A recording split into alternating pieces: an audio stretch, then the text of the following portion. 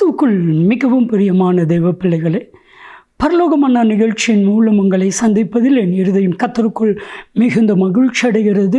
உங்கள் எல்லாரையும் இயேசு கிறிஸ்துவின் இன்பையினை நாமத்தினாலும் கிராஸ் டிவி ஊழியங்கள் சார்பாக என் அன்பின் வாழ்த்துக்கள். இன்றைய பரலோகமன்னா, இனி உனக்கு தோல்வி இல்லை. என் அன்பு தெய்வ பிள்ளைகளே, மனிதன் ஒருவேளை சொன்னால் அது நடக்காது, ஆனால் தேவன் சொன்னால் அது கட்டாயம் நடக்கும். உங்கள் ஒவ்வொருவரையும் பார்த்து கர்த்தராகிய இயேசு கிறிஸ்து சொல்கிறார், இனி உனக்கு தோல்வி இல்லை. என் அன்பு தெய்வ பிள்ளைகளே, இது வரைக்கும் உங்கள் வாழ்க்கையில் என்னென்ன காரியத்தெல்லாம் நீங்கள் தோற்று போனீங்களோ அத்தனையிலையும் ஒரு ஜெயத்தை கர்த்தர் உங்களுக்கு கொடுக்க போகிறார். தானியேலின் புத்தகம் 6வது அதிகாரம் 28வது வசனத்தை வாசித்து பார்த்தா, தானியேலின் காரியம் ஜெயமாக இருந்தது. உங்களுடைய காரியமும் ஜெயமாக இருக்கும். நீங்கள் தோற்று போவதே இல்லை. என்ன காரியத்தில் தோற்று போனீங்க? கொஞ்சம் யோசித்து பாருங்கள். என்னென்ன காரியம்லாம் உங்கள் வாழ்க்கையில் தோல்வியாய் இருந்தது, தோல்வியாய் முடிந்தது, அத்தனையும் தேவனாய் கர்த்தர் ஞாபகம் வைத்து அத்தனையிலையும் ஜெயத்தை கர்த்தர் உங்களுக்கு கொடுக்கிறார். கிறிஸ்துவுக்குள் அன்பான தேவ பிள்ளைகளே, நம்மளுடைய வாழ்க்கையில் ஜெயம் எப்பொழுதுமே நம்ம எதிர்பார்க்குற ஒரு காரியம் ஜெயம். ஒரு சின்ன பொண்ணை எடுத்துக்கோங்க, ஒரு சின்ன பையனை எடுத்துக்கோங்க, தோற்று போகிறத விரும்ப மாட்டாங்க, ஜெயிக்கணும் அப்படின்னு ஆசைப்படுவாங்க. அதற்கு நீங்கள் என்னென்ன பிரயாசப்பட்டீங்களோ அத்தனையும் கர்த்தர் வாய்க்க பண்ணுவா.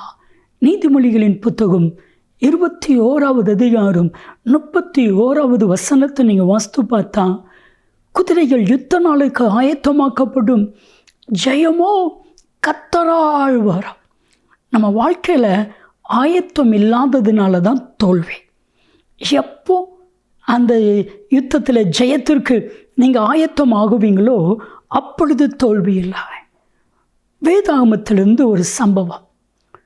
யோசுவா ஒரு பட்டணத்தில் தோற்று போகிறான். பெரிய பட்டணமாக்கி எரிகோ பட்டணத்தை ஜெயிச்சிட்டான். சின்ன பட்டணம், கொஞ்சம் ஜனங்கள் ஈஸியாக ஜெயிச்சிடலாம். ஆனால் அவங்க ஆயத்தமாகலை. எதுக்கு? பரிசுத்தத்தில் ஆயத்தமாகலை. அவங்களுடைய வாழ்க்கைக்குள்ள ஒரு தோல்விக்குரிய ஒரு ஆகான் இச்சை இருந்தது. இப்பொழுது யோசுவா கதறுகிறான். வஸ்திரங்களை எல்லாம் கிழித்து, ஆண்டவரே, நான் தோற்று போன செய்தி எல்லாருக்கும் தெரிஞ்சா எல்லாரும் எங்களை இல்லாமலாக்கி விடுவார்களே, இந்த பூமியிலே இல்லாமலாக்கி விடுவார்களே என்று புலம்புகிறான். இப்பொழுது கர்த்தர் சொல்கிறான், உன்னை ஆயத்தப்படுத்து. யோசுவாவின் புத்தகம் 7வது அதிகாரம் 12-13 வசனத்தை, நாளைக்கு உன்னை ஆயத்தப்படுத்து, ஆயத்தப்படுத்துகிறான்.